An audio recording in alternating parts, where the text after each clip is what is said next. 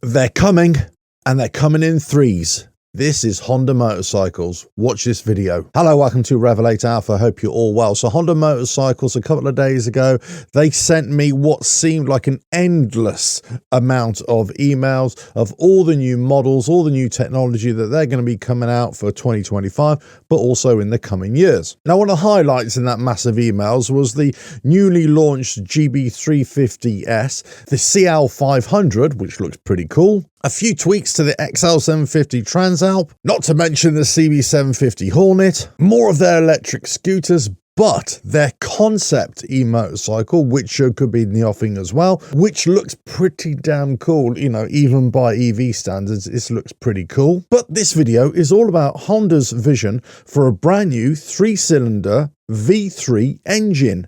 What, I hear you say? A V3? Surely not. Well, yes, they're going to bring this out, potentially, at some point. Now, of course, with any new concept, with any new kind of tech that they're unveiling just to whet the appetite, they're not giving you any details. They're not giving you any details on which kind of motorcycles this is going to go into, what kind of motorcycles could run off this engine. All they're saying, it's kind of for the bigger output engines, for the larger capacity engine motorcycles. Now, what those could be, who knows? Are we talking over 1,000cc? Are we talking 800 to 1,000? Are we talking 500 to 1,000cc? Who knows? But essentially, this is a brand new V3 configuration that we've never seen before. We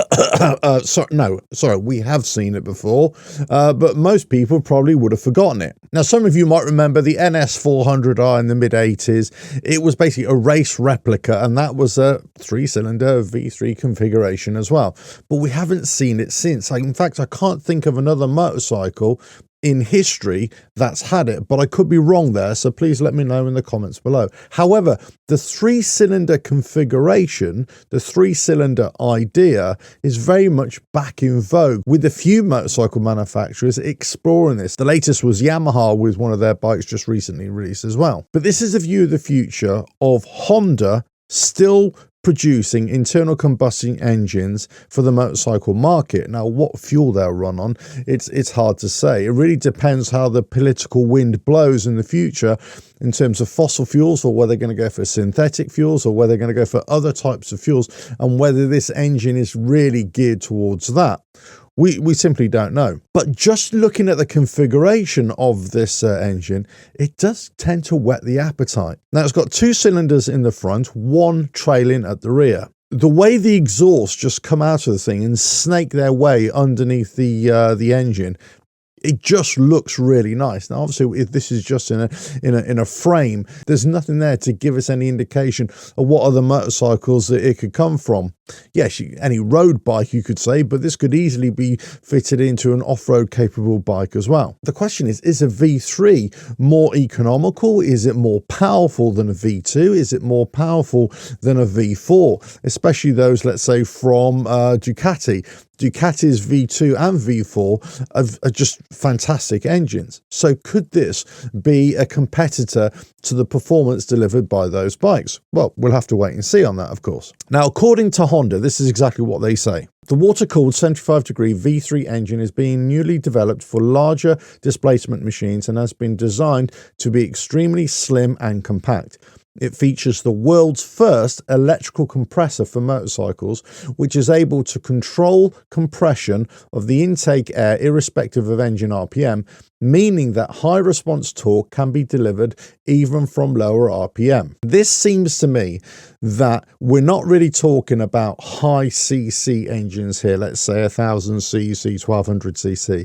I've got a feeling this is going to be aimed more at the lower CC market, but just to give more power, more bang for your buck. I wouldn't be surprised if this comes out in the region of, let's say, a 500 to 800cc range, and less likely to be over 1,000cc. With this compressor, basically, they're just putting more compressed air into the cylinders, more bang for your buck, and that's how you're going to generate more power.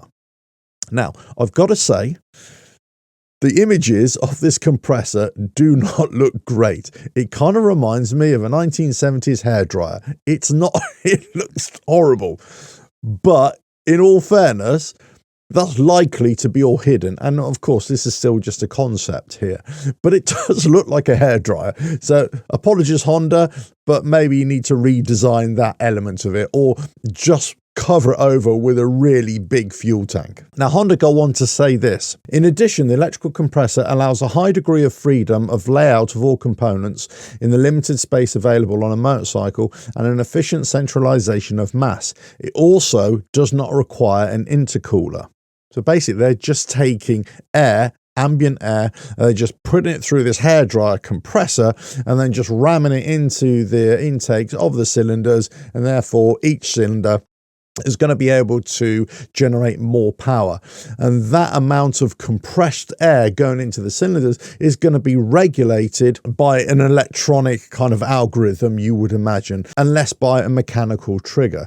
Therefore, they can just control this a lot more and just produce a lot more power and a lot more fuel efficiency out of this engine, you would imagine, rather than a conventional engine, let's say an inline 4, even an inline 3, or even a V2 or a V4 of today. Now, having a turbo on a motorcycle is nothing new. Having a compressor and a turbo on a car is nothing new. But having a hairdryer compressor on a V3 is something new. I jest.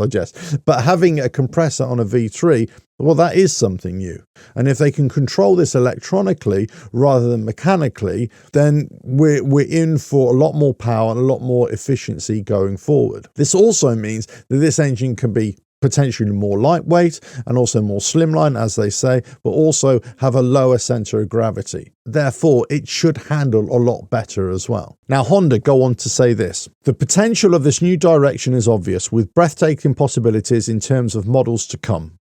Development will continue towards the mass production and towards Honda's goal of enabling customers to further experience the unique joy of riding and owning a motorcycle. This is what I love about Honda, is that they are totally focused on the end user and what the end user can get out of motorcycling. Not only to drag them into the world of motorcycling with some kind of cool bikes or some bikes that are going to allow them to enter the market, that who's entry level bikes, but also bikes that are going to keep them with the brand. Honda's ruthless efficiency and consistency sometimes gives them a bit of a bad name, or sometimes they attract derogatory comments from people because of that consistency, because of that ruthless efficiency. But they are great bikes. So I could be reading between the lines here, but this brand new engine with this compressed air into the intakes is going to give you a lot more power for a lot less of an engine. So that would mean that this package, this power plant package from Honda, could be fitted in so many different styles of motorcycles, and motorcycles with smaller frames to larger frames as well. You could have smaller capacity versions of this V3 and also larger capacity as well. But for the entry level, you could also say, heck, we can give you a 3-cylinder here and it's going to cost you sub 10,000, let's say £5,000 to £10,000, dollars or shekels or whatever it is.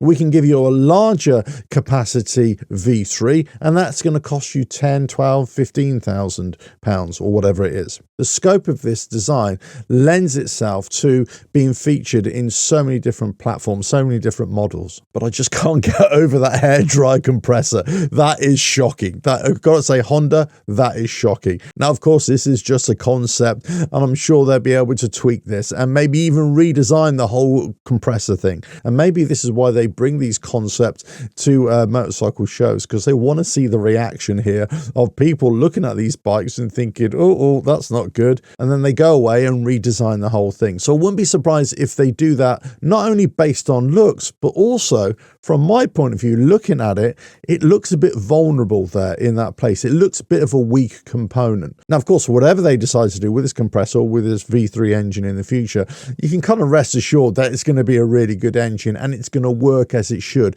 You'll be able to get on it, hit the start button, and off you trot for, you know, days and days and weeks and years without any issues at all. And they're most likely to come in at a favorable price point as well. I'm very interested to see what Honda do with this V3 engine. I'm also very interested to see what they do with their other bikes, and also this electric motorcycle concept as well, which they've just shown as well. So very interesting stuff from Honda. They do appear to be a bit late to the party this year. They usually come out with a lot more information, a lot more bikes from late September, October, but they've come out in November and they've come with full force, and it all seems to be coming in threes. This V3 3-cylinder compressed air motorcycle engine, that's going to be, well, the vision of the future. Let us know what you think in the comments below. If you like what I do here, well, just keep on watching the videos and I'll catch you again. Bye now.